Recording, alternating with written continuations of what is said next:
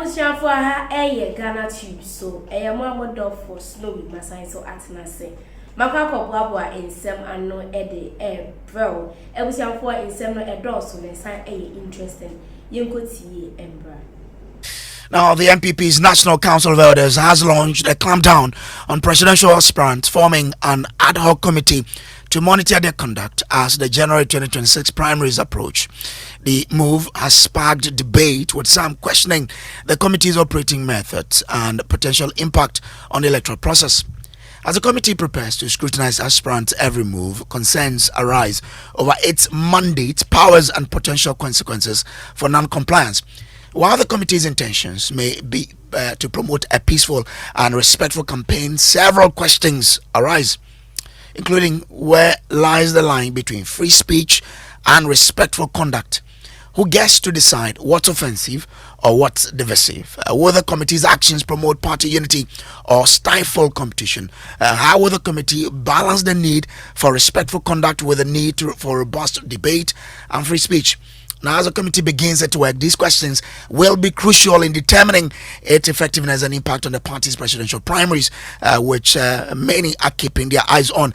Now, even ahead of that, here's senior lecturer at the Political Science Department at the University of Ghana, Dr. Asar Sante, speaking on this particular matter earlier.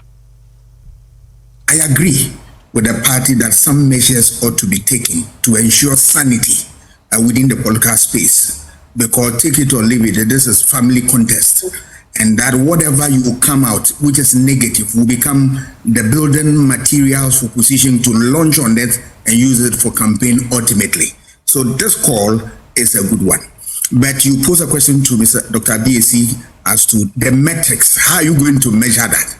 And he couldn't give you an answer. It tells you that it's going to be a difficult exercise, because then it's going to be an omnibus type of program that defining it is a problem. That said, there is also the difficulty that a scheme like this should go with sanctions, so that people will be very much alive to the fact that when you cross the line, you are not going to be spared, you are going to be sanctioned. And these are the sanctions.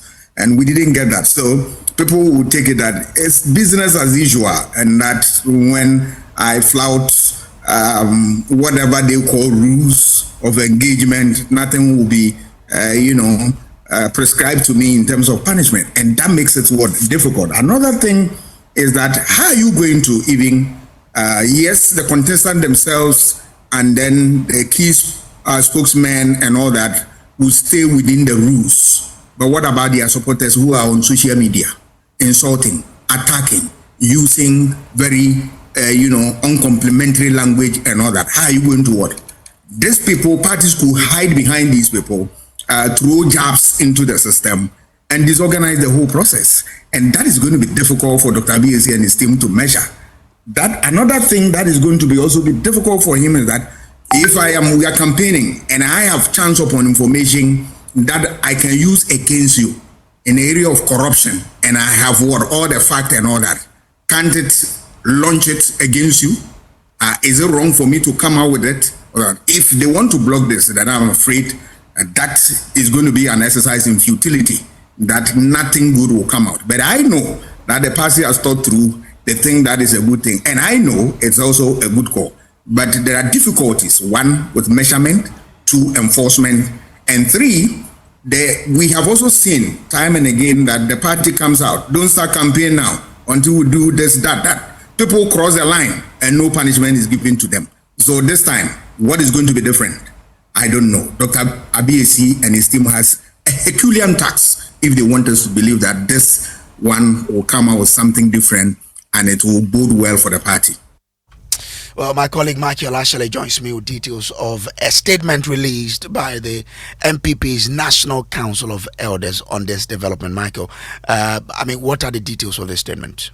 Well, Kojo Brace, this statement is signed by the National Council of the Elders for the NPP, and it tells us that the National Council of the Elders of the NPP wishes to inform all aspiring presidential candidates, members of the campaign teams, and again the final group of people, the general party membership, that the ad hoc committee constituted by the council to oversee the conduct of the presidential campaigns has commenced its work. It goes on to tell us that the committee has begun monitoring comments, actions, and public engagement of aspirants and their campaign representatives to ensure a peaceful, respectful, and issue-based campaign in line with the values and traditions of the party. Then says that accordingly, members of the party, supporters, and the general public are encouraged that if they come across any utterance, conduct, or social media post by any candidate, spokesperson, or member of a campaign team that is deemed offensive, divisive, or capable of inciting disunity within the party, they should promptly refer the matter to the committee, which such referrals, the caution, should be accompanied by credible evidence and may be made either in writing or through direct communication via phone or WhatsApp. And then goes ahead to state the two key individuals on this committee that people should reach out with if they have concerns or they have comments, they have a report that they want to put across. And these two individuals, Engineer Dr. Kwesi Abiesi, he is the chairman of this ad hoc committee, and then Mr. Mark Opoku, he will be the secretary of the committee, and goes ahead again to give their telephone numbers on which people should reach out to them on. And then it concludes and says that the Council of Elders once again advises all aspirants and their teams to be mindful of their statements and actions during the campaign period. The party's unity and cohesion remain paramount before, during, and after the presidential primaries, scheduled for sometime later in January 2026, Brace. And it concludes by saying that let us work together in the spirit of discipline, respect, and solidarity to ensure a peaceful and united NPP ready for victory in 2028. Because, of course, people have been asking, how are you showing Ghanaians that you are ready to form the next government? So that last line there is very instructed. I will be speaking to the committee itself to understand several issues that we are raising and other people are raising about this particular statement and this committee's work, really. And then also going to the camps to understand this is a warning to all of them. I mean, you know that some few weeks back there have been this whole issues about the way the campaign has become a bit dirty, for lack of a better word. Yeah, and even some people have gone the word to use the word jab.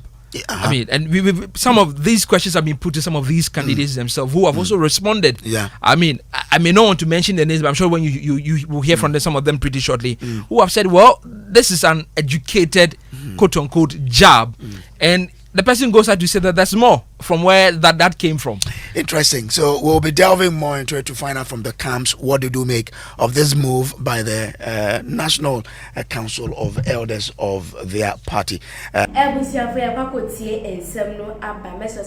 Comment section no with comments no and the amame mejibre akin kan ni nyina amofefefe me kai obiom se aha eye Ghanatube. So ebusiafo onya subscribe here, please subscribe, hit the notification bell for more updates. And one more of slowly see makram.